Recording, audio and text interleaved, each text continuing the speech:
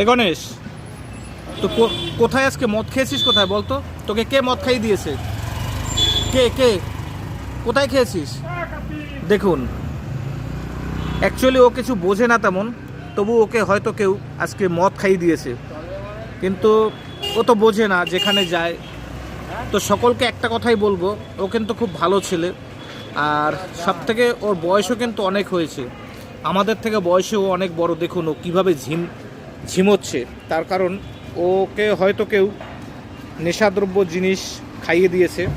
তো আপনারা এইসব করবেন না, এই ধরনের মানুষের সঙ্গে এইসব করবেন না, এটা কিন্তু ভয়ানক একটা অপরাধের মধ্যে পড়ে। আর আপনাদের সামনে যদি এরকম কোনো মানুষ পড়ে, তাদেরকে একটু এই সব দিক থেকে বিরত থাকার জন্য একটু চেষ্টা করবেন।